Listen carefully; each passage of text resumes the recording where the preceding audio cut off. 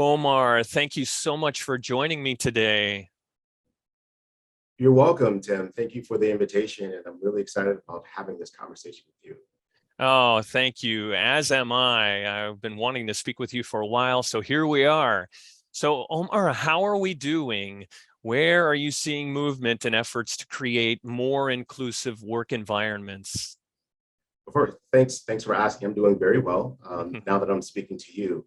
From my perspective, there's quite a bit of movement in terms of equity efforts within the community as well as in the business community.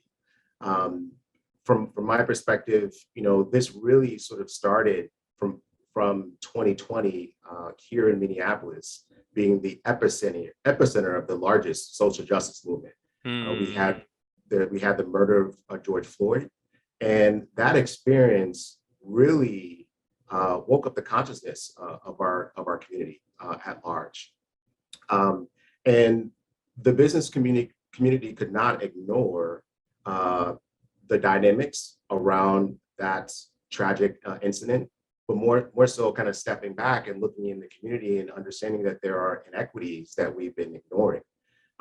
So many business leaders, including business leaders here at 3M, have taken a particular interest to think through what steps can they take to improve equity, not only within their company, but also within their community. And here are just a few things that I've noticed that large corporations have done, as well as some medium-sized corporations have done, to really think through what is their individual tailored roadmap to achieving equity. The first one is, really doing a clear assessment of where there might be inequities, and then making clear commitments and having clear ambitions around what equity looks like within their company and what resources that could they deploy based on their core competency to create or at least enable equity in the communities in which they serve. Many companies have made these commitments publicly. Some are just internal, but either way, they've all made commitments who are very serious about creating equity. The second thing is publishing diversity equity reports, being more transparent around their current state of affairs. I think it's important to be, one, clear on where your current state of affairs are, and then publicly announcing your ambitions around equity. 3M launched their first diversity equity report back in 2020, as well as many other companies have done the same, to create that transparency in holding themselves accountable around their own equity ambitions. I think the third thing is, that's I think is critically important, is really taking a look at the people, policies, practices within the organization to enable equity. And I think it's critically important for all those P's to be aligned. It's not just about people. It's not about your passion or your policies, but looking at those practices to create the culture and the behaviors to actually enable those equity practices in your company, as well as within the community. Well said. Thanks. Well, tell us a little bit about 3M's Black Leadership Advancement Coalition. As an equity champion, that's my definition, and for you, and I know many others share it as well. Omar, tell us about it. Yes. So the 3M Black Leadership Advancement Coalition, formerly known as the African American Network, is a employee resource group here at 3M, one of 9. We started this back in 1978, and for me as an employee at 3M, I call it family. It is a network where we have Black professionals who have a shared interest, as well as allies, to advance our mission, which is to attract, retain, and develop Black professionals here at 3M. So, fun fact, the employee resource group concept is not something new. We didn't create it. The first employee resource group on record was at Xerox. They started back in 1970, and they were called the National Black Employee Caucus. And the then CEO at that time really encouraged the Black Employee Resource Group to be established, one, to raise voices of Black employees, but mostly to create a coalition so that they can reach out to that community and work in partnership to support equity. And that's exactly what our employee resource does here at 3M. We chose back in 2021, under my leadership when I was the chair at the time, to really think through, one, we've been around for 45 years, where we operated in general as an affinity group. And we saw an opportunity for us to, given the renewed focus on diversity, equity, inclusion, the focus on social equity, we found an opportunity for us to reposition ourselves and define a clearer North Star, what we're trying to accomplish, which was ultimately equity for our community. So we felt, while our mission was very clear, we felt there was a great opportunity for us to shift our name from the African American Network, being more of an affinity group, to being very clear and intentional about our name, which is the Black Leadership Advancement Coalition. That's what our goal is, about advancing Black leaders here at 3M and impacting our community in a positive way so we can create a pipeline of future leaders in STEM as well as business. Omar, in reviewing copious amounts of data, all suggests that having a diverse and inclusive environment in the workplace makes significant contributions to an organization's performance and positively impacts the bottom line. What are you witnessing? Yes, well, that is absolutely correct. There has been countless case studies that have confirmed that companies that are more diverse and invite diverse perspectives to the table outperform those companies that don't. And I want to emphasize inviting those voices to the table, because you can have a diverse company, but if you're not inviting those voices to the table, and we're not creating a psychologically safe environment for those diverse perspectives to come to the table, then they're not necessarily going to outperform those companies that are not diverse. What I've seen, especially for a science-based company, having diverse perspectives at the table are critically important, especially during the innovation process. You're collaborating. We pride ourselves as a collaborative company. And when you're collaborating more closely, you ultimately come up with a much better idea. It may not be the first iteration of the idea that was put forward, but the idea becomes more robust. There are different viewpoints and perspectives that are brought to the table that at the end of that process, we have a differentiated, innovative solution that we can offer to our customers. From a business perspective, I think this equally is important. Oftentimes, when managing a business, we're looking at a business situation from our own lens. But when you're inviting different perspectives to the table, an individual that brings an outside perspective can unearth some new insights to enable our business to win in that particular situation. So I think it's critically important to bring those diverse perspectives to the table and embrace them. One define diversity as, there's sort of a party. Inviting different people to the party, right? Inclusion is inviting them to the dance floor. But I would go so far as to saying that it's even further than that. In order to create the true value or capture the true value of that diversity, equity, inclusion, you also have to create a sense of belonging. Sometimes you may have to change the music so that everyone that's on the dance floor, right, can actually enjoy and bring their best self to the table, and everyone benefits from that dynamic. Oh, I like that so much. Bringing everyone to the table, changing the music. That's a great way to build out that analogy. Thanks so much, Omar. You touched on allies and allyship, certainly a global need, not only in business, but in communities as well. And I know you are active in your community and you have a legacy of family members being active in the community. Speak to us a little bit about that today, your passion for community, Omar. Yes.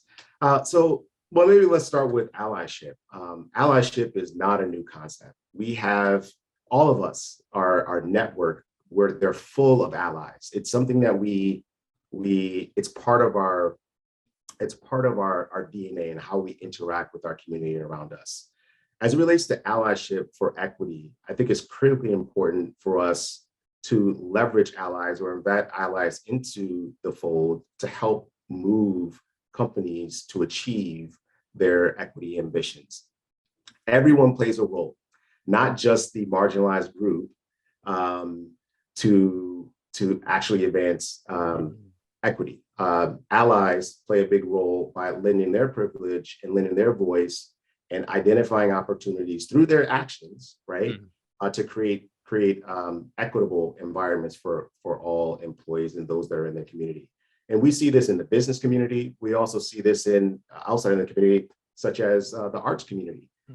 There could be a large, for example, just going to use a great example, a large theater outfit that may have historically not supported or pushed forward content or plays or arts from a marginalized group. They have an opportunity to use their platform and ally and support content from a marginalized group, whether it be a Black, Latino, or an Asian performance. In the business community, there are opportunities to leverage allies to speak and advocate on behalf of a marginalized community. But one thing that's really important, this is something that we talk about at 3M all the time when it comes to allyship, is that allyship is hard to define, but it's very easy to recognize. And why is it very easy to recognize? Is because allyship is not a badge of honor. It's not something that you call it, or ally is not something that you just call yourself. It is truly demonstrated actions by an individual who is outside of a marginalized group for a person or persons of that marginalized group. So it's very easy as a professional, as a Black professional, to recognize when someone is allying for me. And I think it's, from my perspective, while I understand the concept of ally, this has been a renewed focus, not only for our company, but for all companies that have equity ambitions. 3M is double downing on our allyship journey. We've created a tremendous amount of programming. Our employee resource groups are also supporting this effort by having large group allyship sessions where we're inviting both Black employees and allies to the table and really talking about what does allyship look like for our particular community. And I'm currently the co-chair of that allyship committee, and it's very encouraging to see allies and advocates come to the table and want to be a part of moving our equity ambitions forward and really making a difference within our company as well as our community. Thanks, Omar. I appreciate that so much. We at the Kelley School, we're talking about choices, right? And you talk about making a conscious choice, having an action plan in place. And one of my colleagues said, well, inaction is a choice. Correct. And that's something that I think needs to be called out more. Inaction is a choice. And so when all the benefits come from the diverse gathering, the diverse thought process and benefits, and the allyship being seen, right, within an organization, within a community, that certainly inspires me, because we know that the byproduct, the benefits, are just immeasurable, right? We're finally seeing some positive movement, and I'm so grateful for you pointing all that out. And I'm glad to learn, and our listeners are so glad to learn about all the good things happening at 3M. So let's talk about you here for a moment, Omar. Many years ago, you were so gracious to appear in a video here for the Kelley School for the full-time MBA program, speaking on leadership and using the theme of leadership going somewhere, right? From moment to momentum. And you spoke, well, I don't want to give it away. We'll go ahead and play the video for our viewers here today. And then you and I will come back together and talk about it a little bit.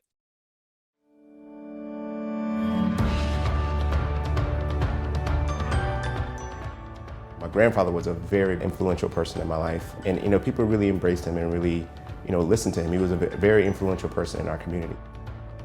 I think the first thing that I learned from my grandfather was more so leading with the heart. There are times where leadership is very easy, but when it becomes very difficult, it's really hard to continue to lead if your heart is not really into it, if you're not into it for the right reasons. So my name is Omar Williams. I'm originally from Springfield, Massachusetts, but prior to Kelley, I was living and working out in the Boston area. Helping an organization that's sort of failing, sort of solving a problem and turning it around and improving it, I think that's what I'm really passionate about. And I think that's what gets me up every day. One of the biggest things I learned here at Kelley is just trying to figure out a way to get your perspective across and the importance of that, and sort of finding your voice and being comfortable speaking up. Everyone has their strengths and weaknesses, and I think there are so many different feedback mechanisms that we have here that allow students to really find their own voice and how they lead. If I have to sit back and play a more informal role and lead from the back or lead from the side, I'm okay with that, as long as we're moving forward something that I'm really passionate about. Post Kelley, I really wanted to look for a role that when I got up every day, I really felt that I was adding value. So what's next for me is Minnesota. I've made the Midwest my home. All of the skills that I've learned here in terms of being able to influence people, work with different personalities, all of those skills I'll be applying in my role. And not in just my immediate role, but each role after that.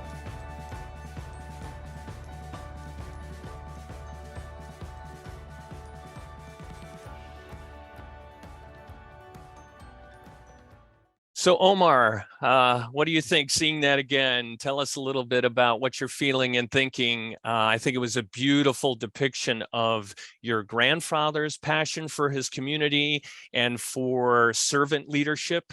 What would you share with us today about what you're thinking and feeling after seeing this again, after a little bit of time has passed?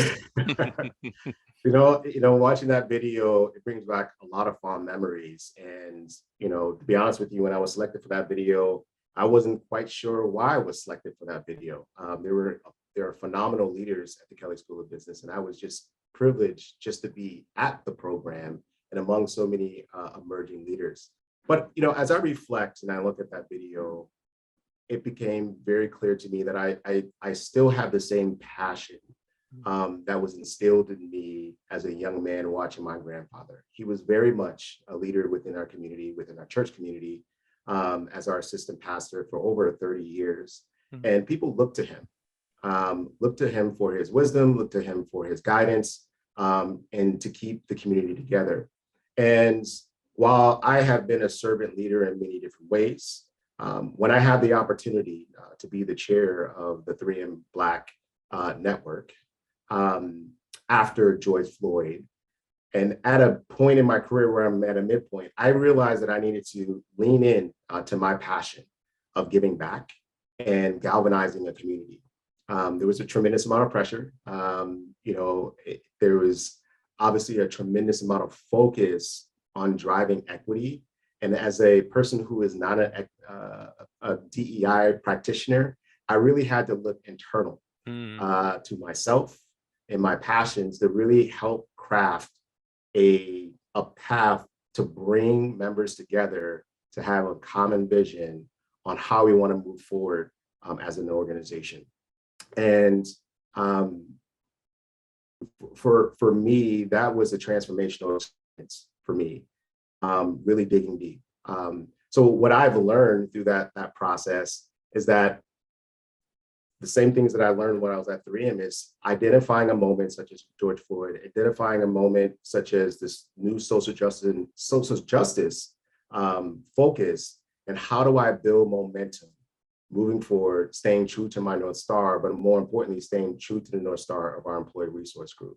Thank you, Omar, so much. I really appreciate you making time for us today, and so great to see you and catch up with you. It seems like you were in the program only yesterday, but it has been a little bit of time, but also the great work that you're doing both in your professional and personal lives certainly inspire me, and I know inspire many others, Omar. Thank you for all you're doing. Thank you, Tim, and thank you very much for extending the invitation for this interview. The process has been phenomenal. You are an exceptional professional, and I'm looking forward to more of these episodes in the future. So sounds good. I look forward to our next conversation, Omar. Thanks.